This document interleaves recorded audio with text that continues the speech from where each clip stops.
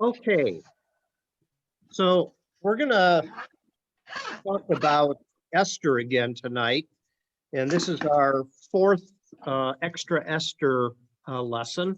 And tonight we're going to talk a little bit about Esther's moral character, so this ought to be interesting.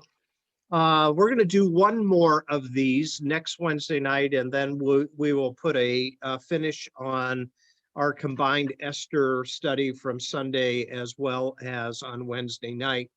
And then we'll start a new topic 2 weeks from tonight. And the topic I'm thinking about doing is coming off the heels of Good Friday and Easter Sunday. I want to ask the question that is raised a little bit in the suffering servant passages in the book of Isaiah. And I've always been intrigued by a phrase that is in Isaiah that says, "By his wounds we are healed." And I want to explore that a little bit for a few weeks and see if we can come up with some idea of what that possibly means. What did Isaiah have in mind? Of course, how does the New Testament writers apply that to the life ministry of Jesus? So that's what we're going to do over the next couple of weeks. And tonight we're going to take a look at Esther again. And I have on your handout, which I remembered to send out this week, a number of references. There's only one part on that handout that has a number of references, and we'll look at them in a few moments. But we're going to do a little bit of background information here tonight first, and then we're going to come to some of those passages. So have your Bible ready, and we'll take a look at some of the verses that are there in a couple of moments. One of the challenging features that we find in the book of Esther, besides the fact that it doesn't mention God at all, is the ethical practices of the main characters. So we have Ahasuerus, we have Haman, we have Esther, and we have Mordecai. And each of these individuals play a critical role in the story. There is, though, one particular one that I think is been questioned over the years, and that is, what type of individual is Esther? Is she a hero, or is she a survivalist? What can we make of some of her decisions and why she does that? Esther, it's interesting, has been praised and criticized both by Old Testament scholars. It just kind of depends upon who you read. She primarily within the Christian church is portrayed as a hero that saves the nation of Israel from destruction. But a lot of Jewish scholars see the other side of her and kind of view her as weak, selfish, and a passive, obedient woman who's getting her own way. And the way she's doing it is she's getting by through her looks, by her beauty. And of course, there is that element, and we're going to tease that out here in a couple of moments. But I think what you'll find is that these two views of the person of Esther is reflected in some of the different manuscripts of the Old Testament. I'll mention that in a moment. But I thought this is an interesting little picture. Many of you know I love Barney Fife and Andy Griffith. And there's this picture here of Barney between two individuals that are arguing. And I thought that's how you feel sometimes when you try to interpret the Bible. You're kind of stuck in the middle of opposing viewpoints. Sometimes when you read various books or various passages of scripture, you can build a pretty compelling case from each side. And both viewpoints, depending upon whom you're listening to, you'll find, oh, I agree with what that individual is saying. Then you listen to the opposite side, and you kind of go, boy, that individual has some points as well. And when you enter into the twilight zone like that, what you find is you're kind of stuck in the middle. What do I do with this information? And sometimes the Bible has some ambiguity to it that is part of its mystique, I think. Part of when you read the scriptures, different people will take away different points from the same passage. And I think that's part of the dynamic of scripture. I think that's what allows it to continue to have relevance from one generation to the next.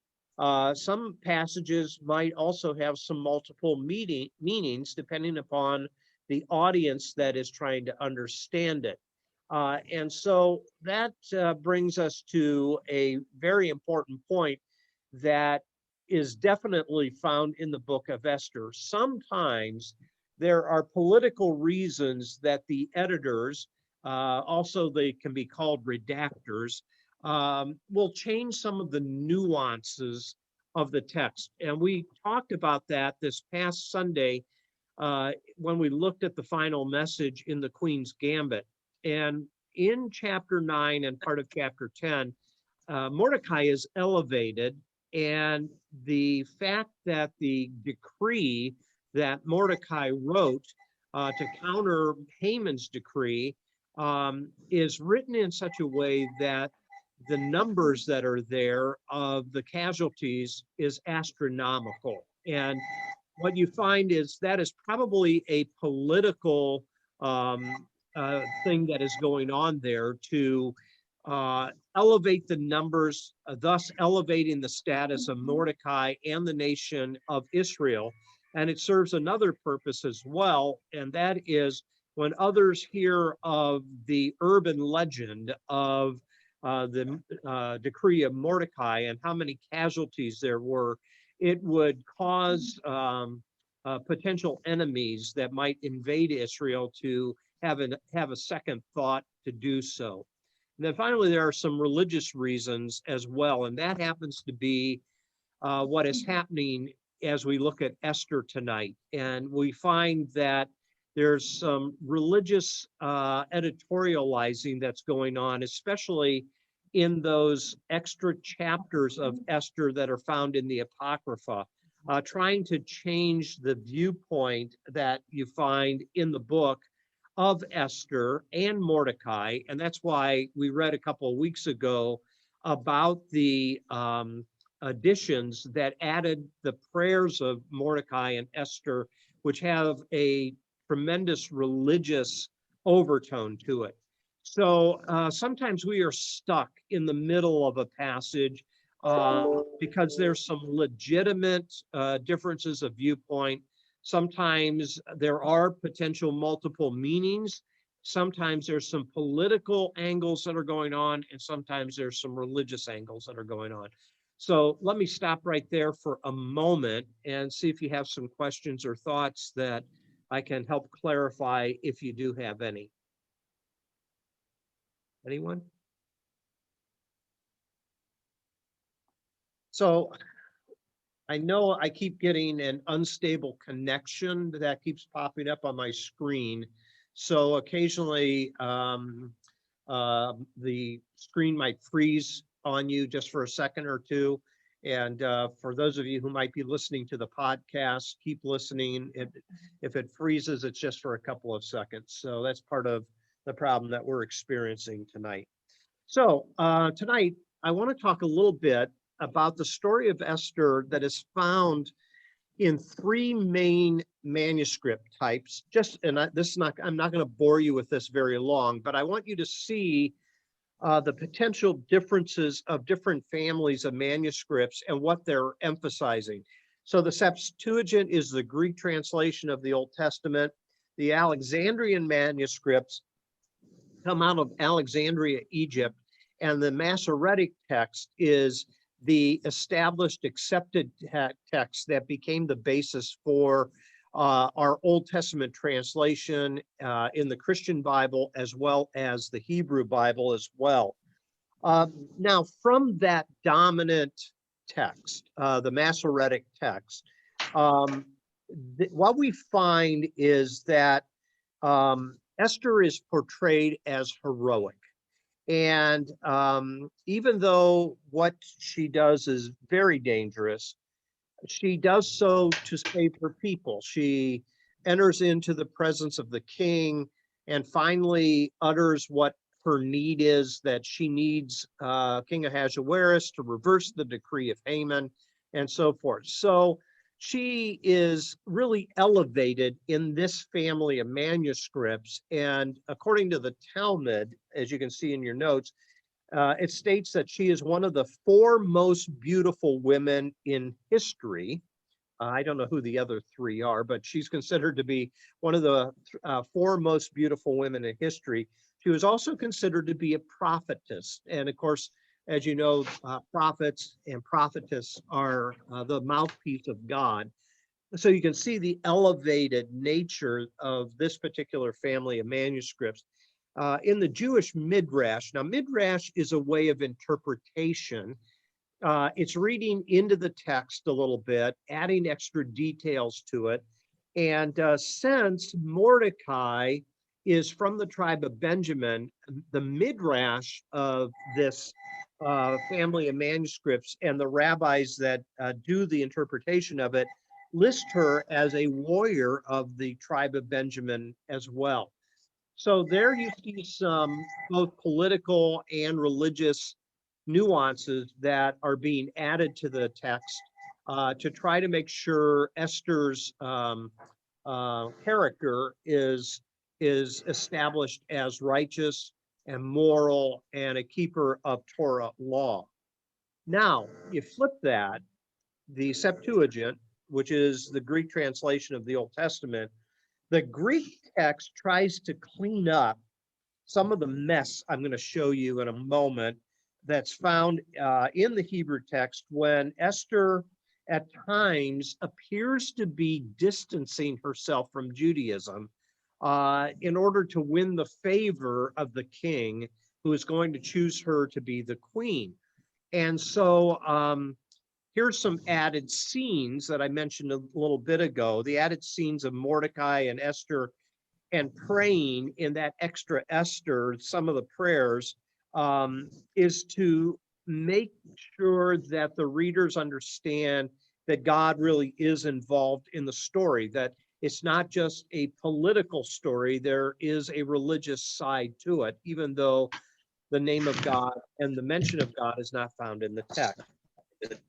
Now, the Jewish midrash of the Greek text also suggests that Esther, she was part of a harem originally, helped her to keep kosher by observing Jewish diet in the Torah and observing the Sabbath in secret. Now, I don't know how that's supposed to be done, but in contrast, Daniel, who is a Torah observing Jew, throws open the windows and prays 3 times a day, and he doesn't care who sees it.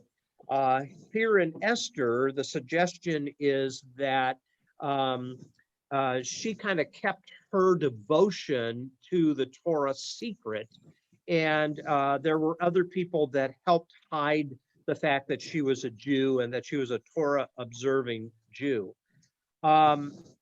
The next point there is the Talmud entertains the possibility that Esther at times, when she's in the presence of the king, violated Torah by eating pork just to maintain appearances, that she really is the queen of Persia, that she's Miss Persia, that her Jewishness isn't revealed to the king until later in the story.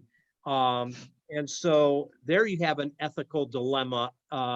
She's eating pork throughout the week. She's trying to observe Sabbath, and yet at the same time, she's violating Torah observance in the process of being queen.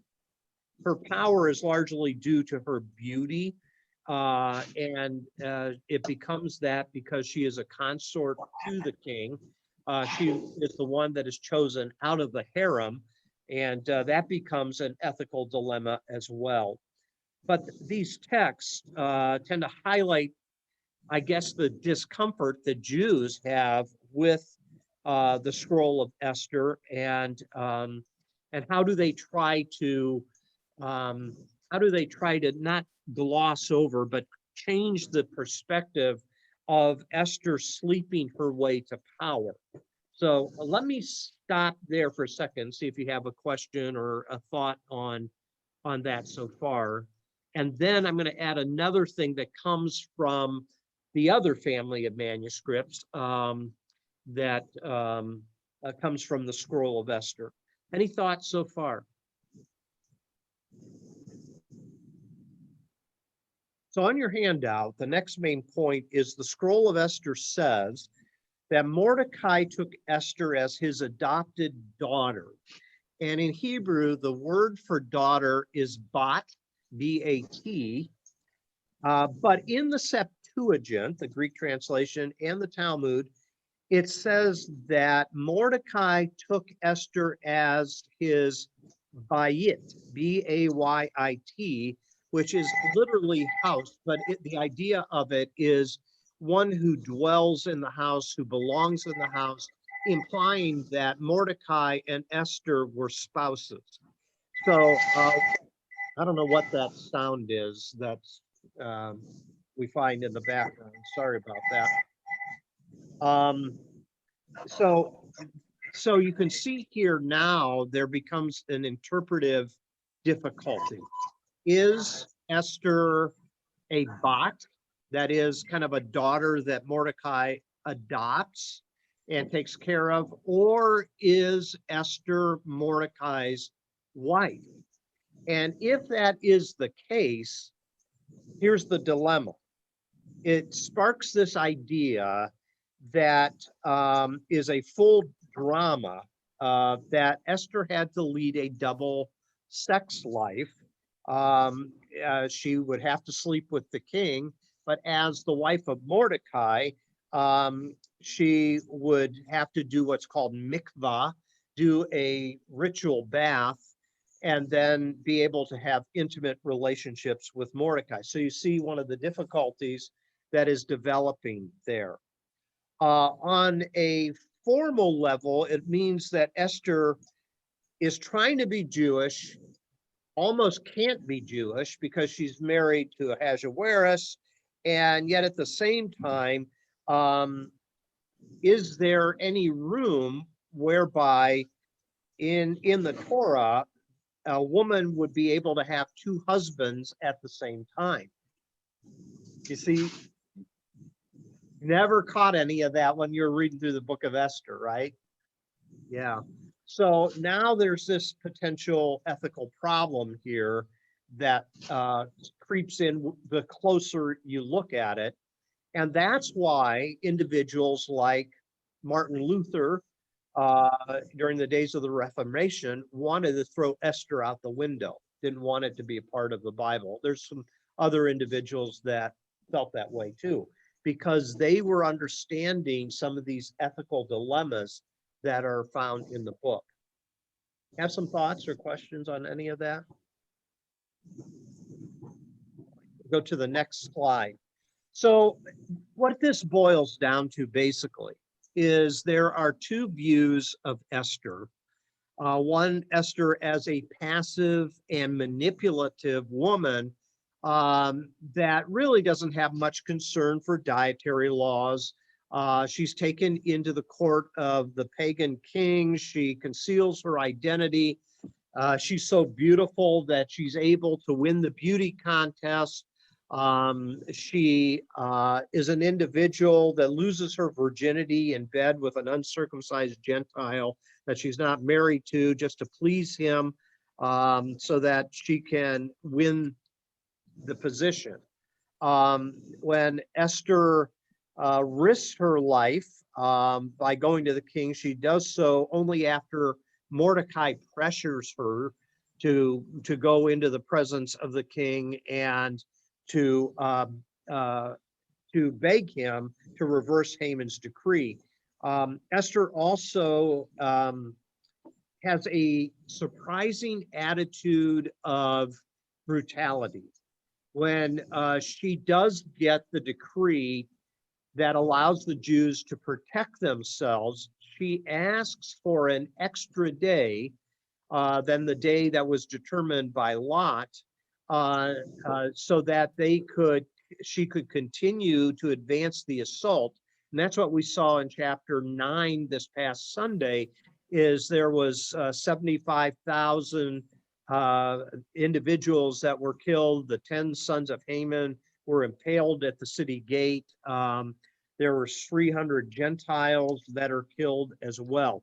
So all of that put together, the viewpoint of Esther is one of being passive toward the king, but manipulative at the same time.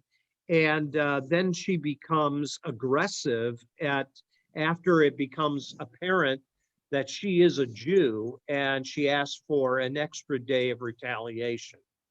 On the other side of that is Esther as the hero of the Jewish nation.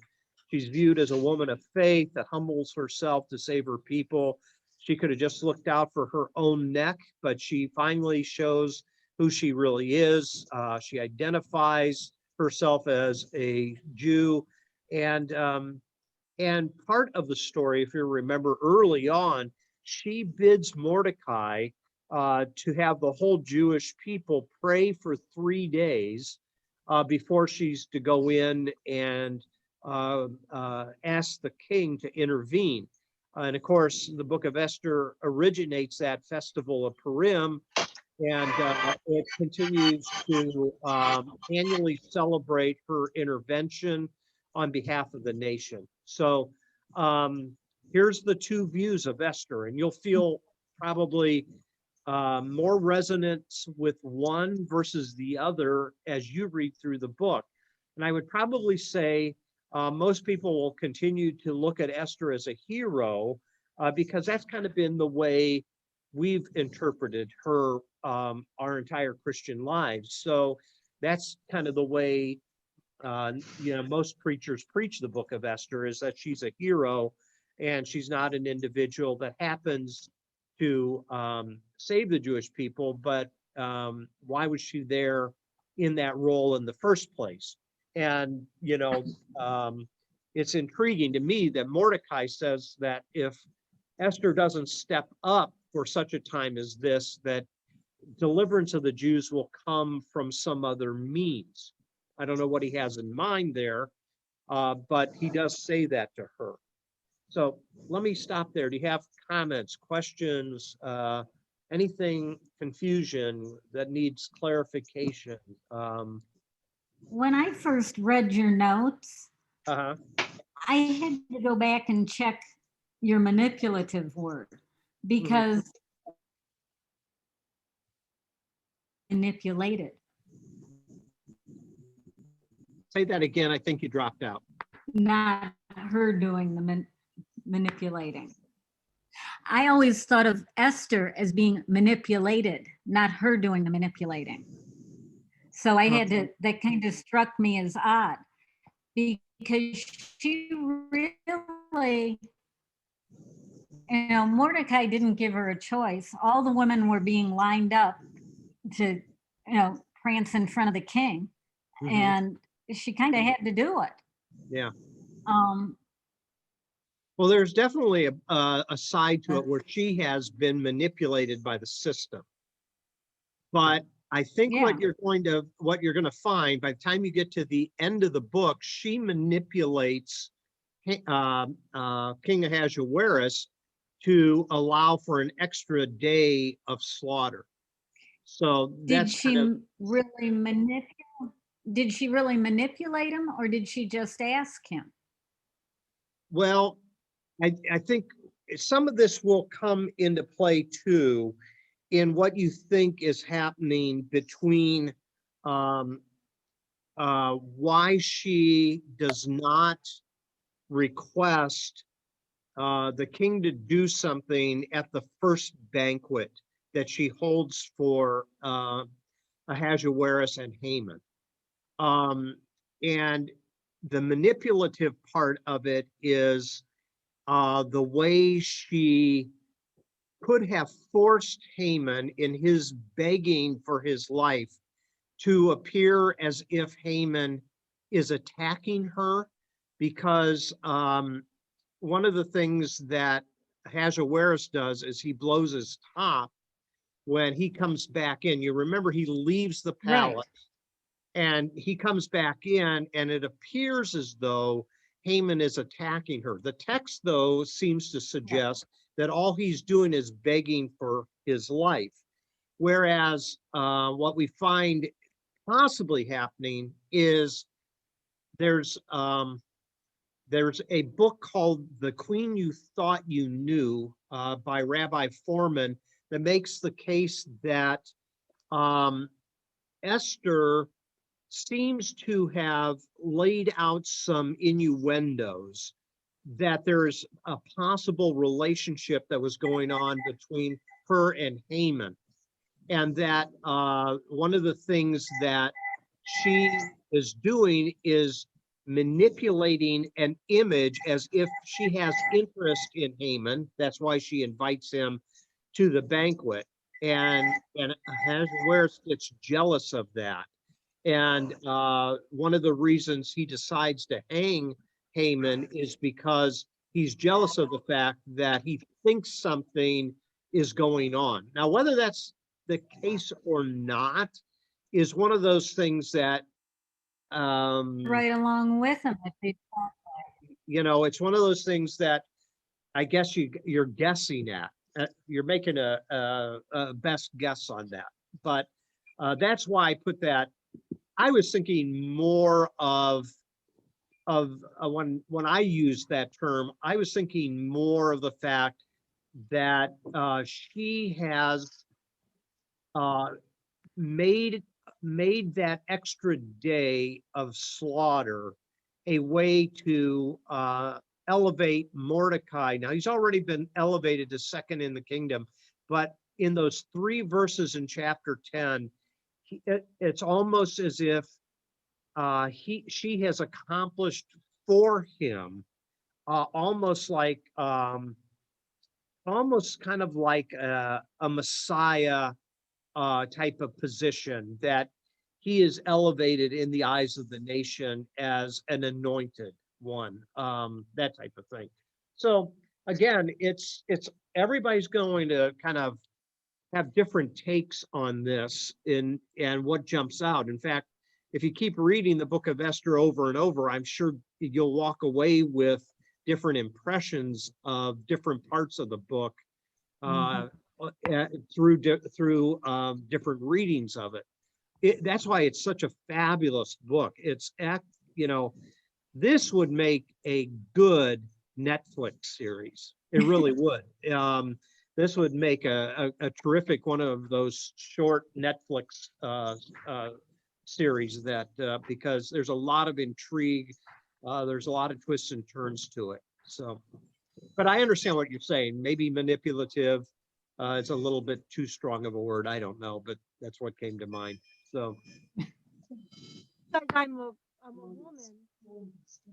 Oh, okay.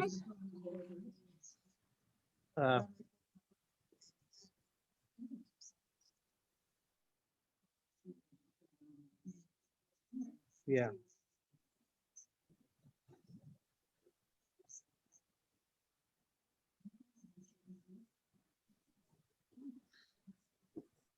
So what Esty says is she thinks that Haman is the one pulling her strings, that Haman is the one that's manipulating her, and she is individual that within the.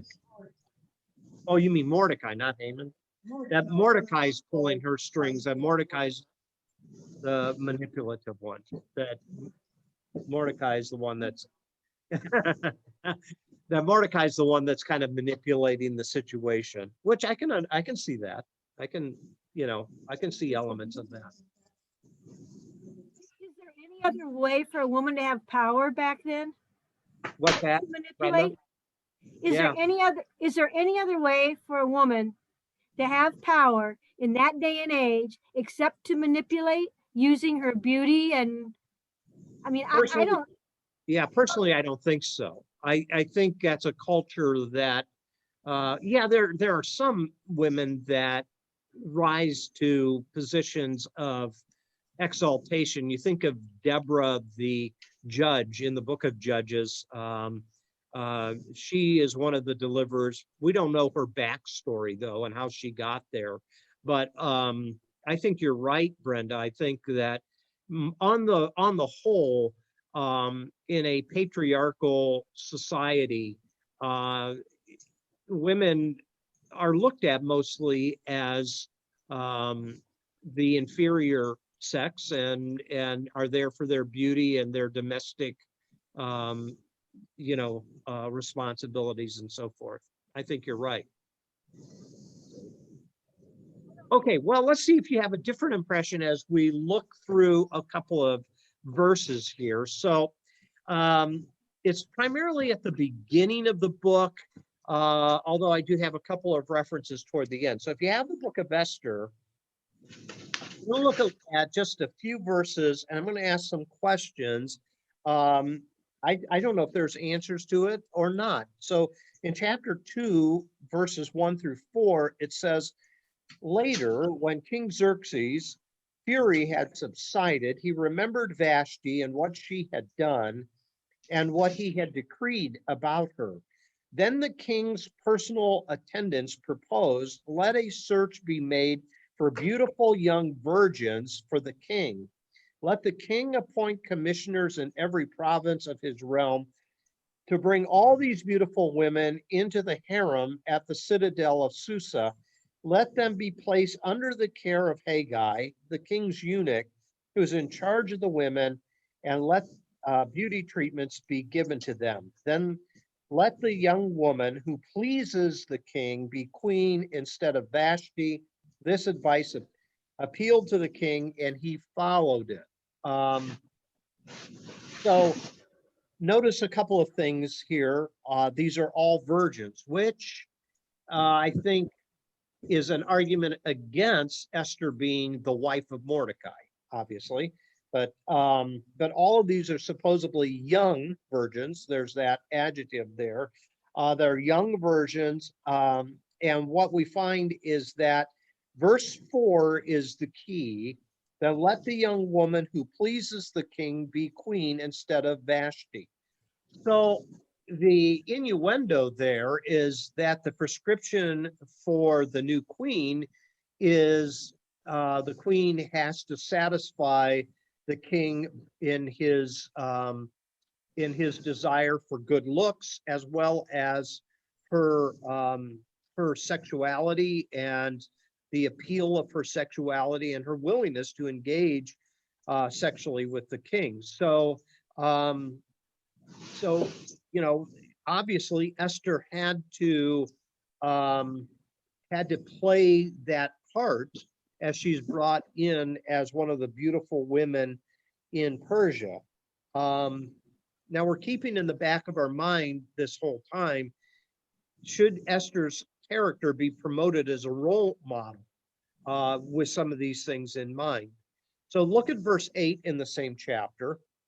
When the king's order and edict had been proclaimed, many young women were brought to the citadel of Susa and put under the care of Haggai. Esther was also taken to the king's palace and entrusted to Haggai, who had charge of the harem. So Esther is being added here to the royal harem. At least the way the text read, it does not appear as though she resists it. So if you contrast this to the book of Daniel, Shadrach, Meshach, and Abednego, and Daniel himself all seem to be resistant of being brought up in the king's court and being given food and privileges and all those type of things, and they end up in a lion's den and the fiery furnace because they resist. None of that seems to take place here in the book of Esther. Well, yeah, and Esty just said, but she was a woman and she didn't have a voice. So that's, yeah, that's right. Those were men that were standing up. You're right. Although it led them to what potentially could have been capital punishment, but they survived because of God's intervention. So.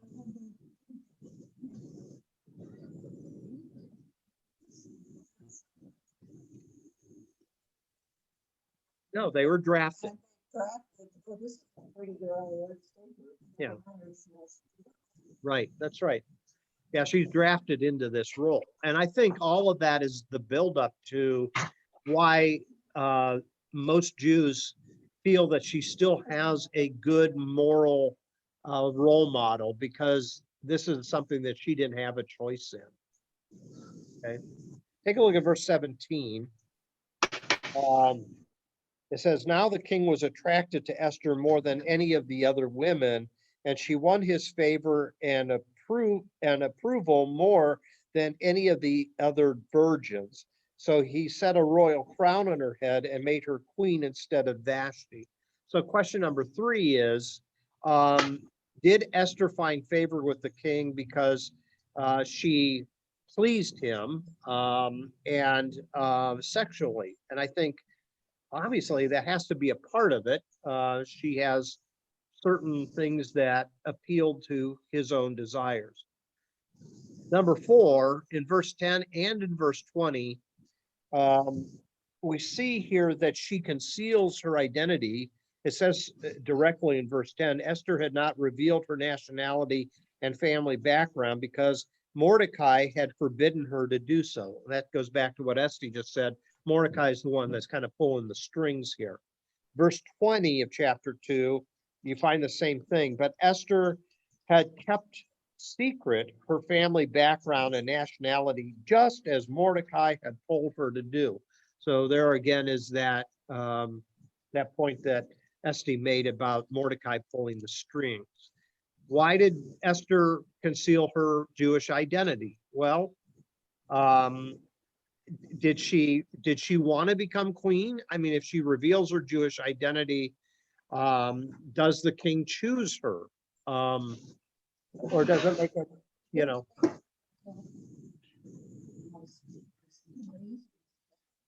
Yeah. Yeah, right. Yeah. Okay. So Esther's point in all this, Esther's trying to defend her namesake, that she has the name Esther, and so she's saying, hey, Esther's the one that's being manipulated through all this and doesn't have a choice. Sounds to me I like agree with Esther. yeah, sounds like she has a little bit of vested interest, that viewpoint. No, I agree with her.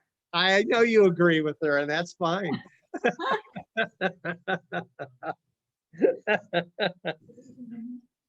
Yeah, And you know the king would have picked her anyway. yeah, that's true. That's another point. That's, I don't care if you're Jewish or not, you're the prettiest girl in the bunch, you're gonna be my wife, right? Mhm. Okay, Yep.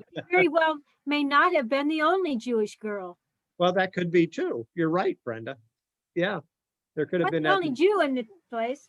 yeah, that's right. There's only one good-looking Jewish woman.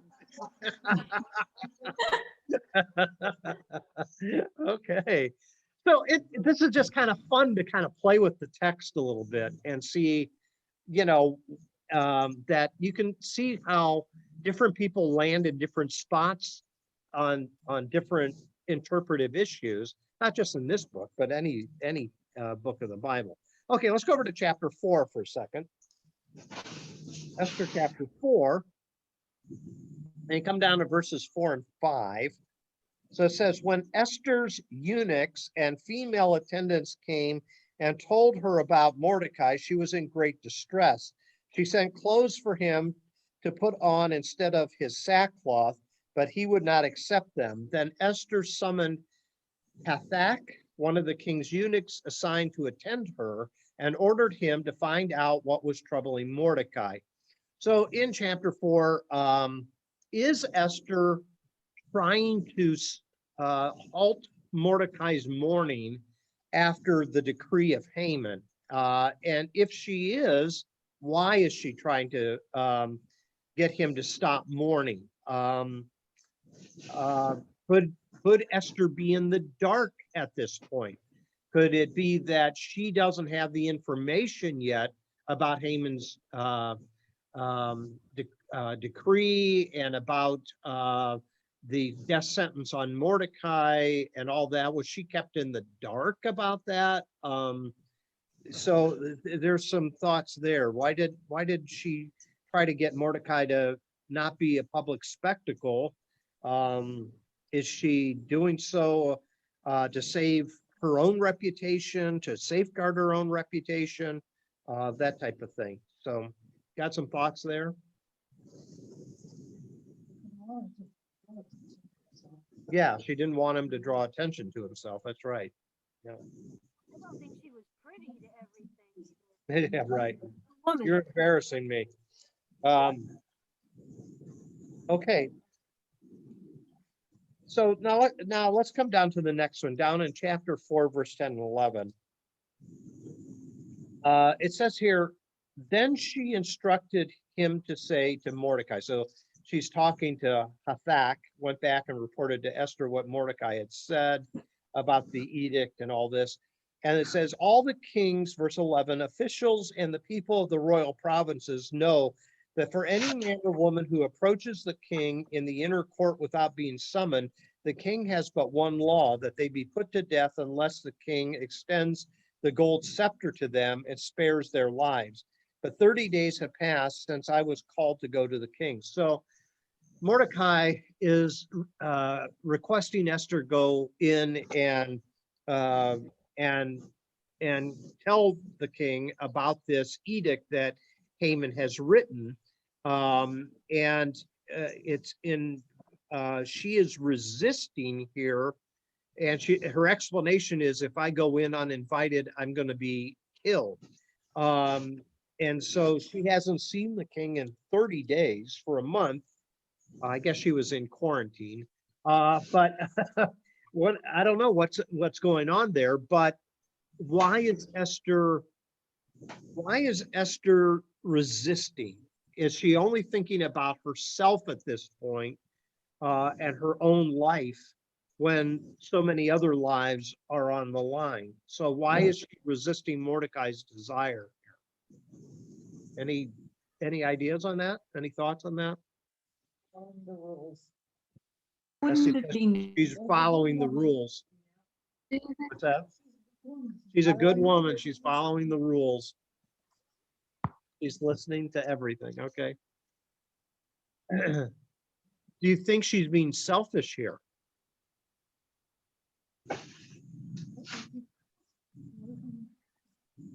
Yeah.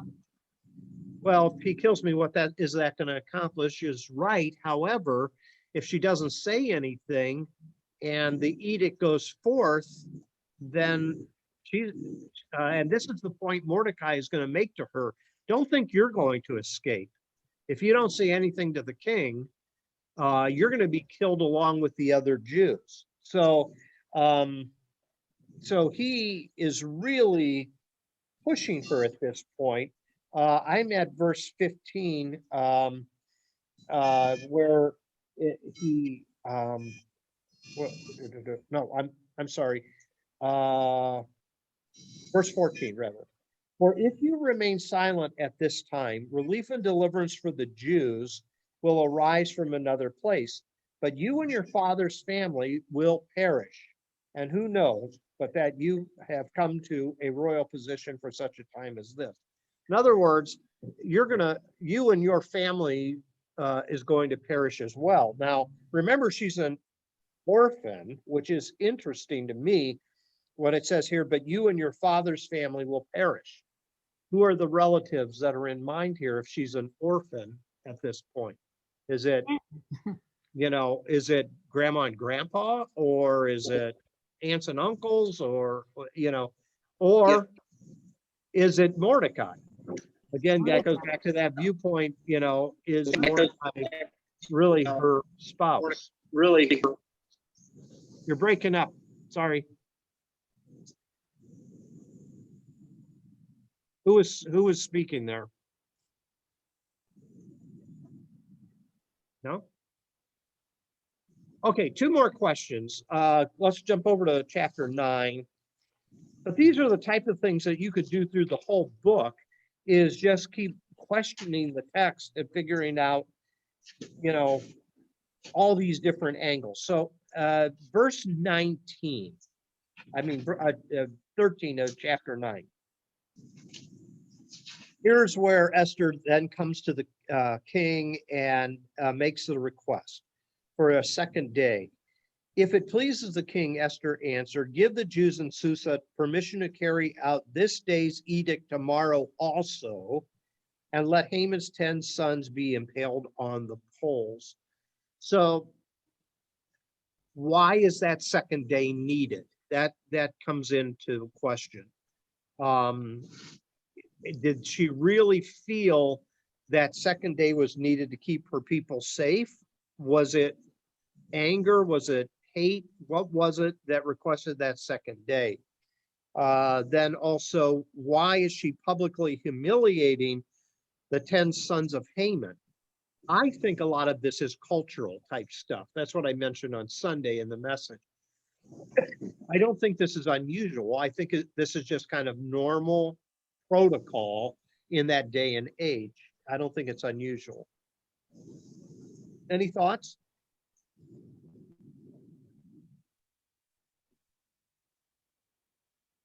Okay, so here's a good way to kind of finish off tonight. Next slide. Is there such a thing as kosher adultery? So one of the troubling seeds for most of the rabbis or the sages is the idea that Esther, presumably a nice Jewish girl, marries a Gentile and has sexual relationships with this uncircumcised man. This was generally justified for the greater good by many rabbis. In order to fulfill God's plan to save his people, Esther had to be married to the king and had to intervene. So in this case, her relationship, her sexual relationship with the king is kosher because of the greater good that is being accomplished. There's a rabbi by the name of Rashi. He's a French rabbi that said, in commenting on Esther 2:11, he says, Mordecai said that the only justification for this righteous woman to be taken to sleep with an uncircumcised Gentile was that she would eventually rise up to save Israel. And that kind of becomes a common thought among Jewish scholars, is this is the way it had to go. Next, the idea that Mordecai and Esther were a married couple has had a long history also in Jewish tradition, originating in the Septuagint, flourishing in the Talmud, and continuing in commentaries of the 16th century and beyond. So the intrigue in this is there a love triangle that's going on? Again, scholars are divided. Go ahead. What were we going to say? Is someone going to say something?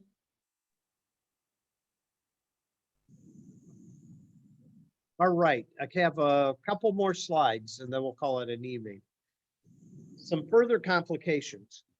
If the intercourse with the Ahasuerus was not consensual, then no transgression was being involved, because basically in the eyes of the Jews, he was raping her because he brought her in and chose her.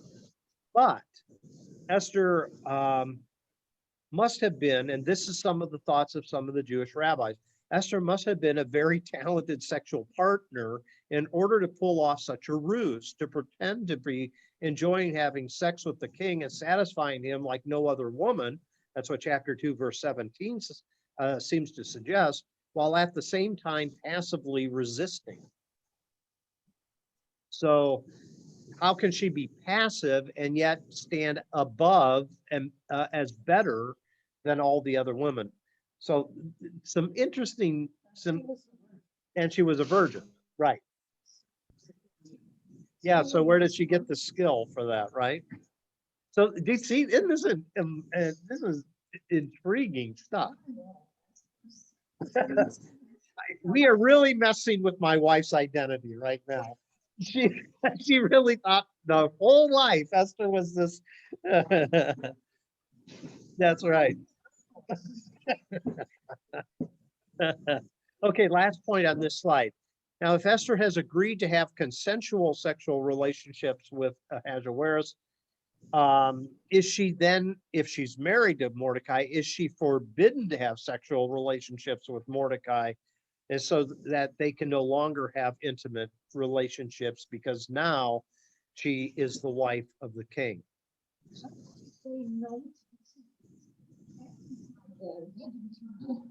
That you make a great point. You make a great point. So what Esther just said is, how can she say no to the king? Vashti tried to do that, right? And look what happened to her. We know she was deposed as the queen. Some people think that she was executed, but so that's a great point to be made. Really good point. Thoughts? Also, yeah, also, and even up through poor Princess Diana, the women were examined to make sure that they were virgins. Yeah, So I don't think this married to Mordecai holds any water. it might not. It might not. It's just one of those viewpoints that's out there as you take this material and you factor in added elements to it from the additions to Esther, as it's just kind of people are trying to figure it out and trying to come up with a cohesive viewpoint. And I can see why some people didn't want Esther to be a part of the canon of scripture, because it is something that is difficult to come to one, I guess, obvious conclusion. And so other thoughts on that? We got one more slide to do and then we're done for tonight. Any other questions or comments? All right. So this is just kind of to tuck away in the back of your mind. Was Esther a victim of sex trafficking? And my Esty says yes, she was. So then how does the book of Esther, what role might it play into ongoing generations of sex trafficking? Does it have an important role? As the last question on that slide says, does the story of Esther speak to the Me Too issue that has come up over just recently, over the last number of years? So before I get to that last question, though, is so King Ahasuerus rounds up many of the unmarried women in the country for his personal harem. Each has a sexual, that should be audition, not addition. So spell check got me there. Each has a sexual audition with the king. And as the story unfolds, the language offers the impression that the characters are caught up in circumstances beyond their control, which I really do believe is true. How does this affect Esther in the story? Does it explain why she's hesitant to petition the king? Why can't Mordecai protect her from being abducted in the first place?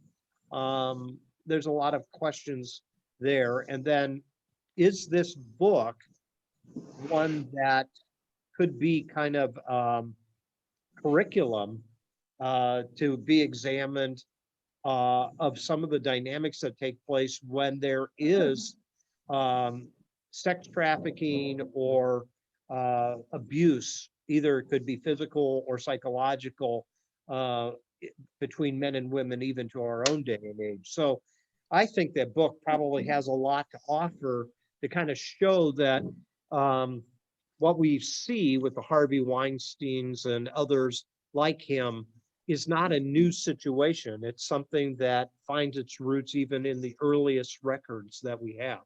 But any thoughts on tonight? So my whole purpose of tonight is just to show you that when you read through a book, there are multiple viewpoints a lot of times on the content. And until you kind of read it again, and even sometimes until someone helps point it out to you, you sometimes just kind of, you just pass by it. You never really think about it. But any closing thoughts, comments, questions, clarifications?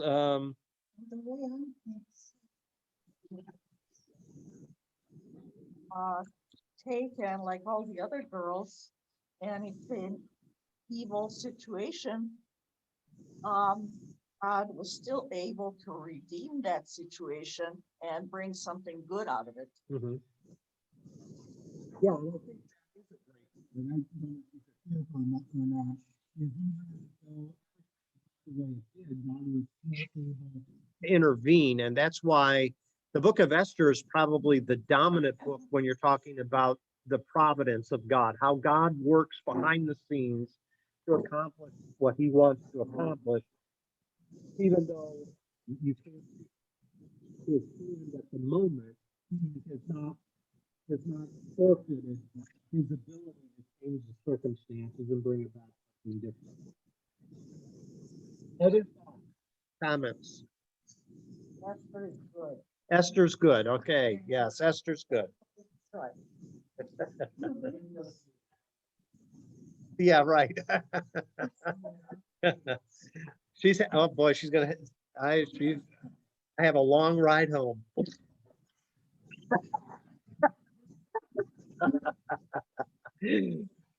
Oh, I've had a lot of fun tonight. I hope you enjoyed it.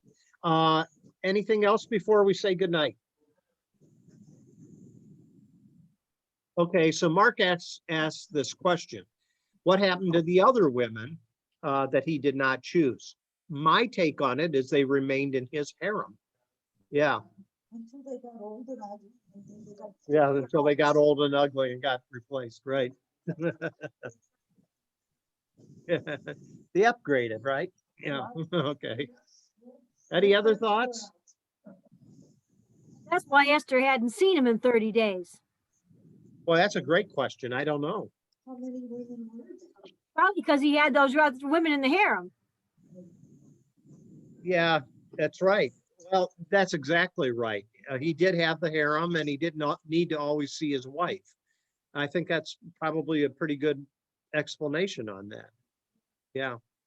It does not seem as though Esther was on the bad side of the king, because when she does come into his presence and he extends the royal scepter, he says, hey, name what you want. I'll give you up to half the kingdom. Again, I think that's a figure of speech, but he's not mad at her. You don't get any hint at that. So, yeah, she's the trophy wife. Yeah, she might have been just, oh, yeah. But that's a good question, Brenda. Why 30 days? I don't know. I really don't know. Rotation. Your number's up. All right. So we'll finish this little extra Esther next Wednesday night, okay? And thanks for all the interaction, and I hope you have a good night. Thanks. Okay, you're welcome. Good night. Night. you.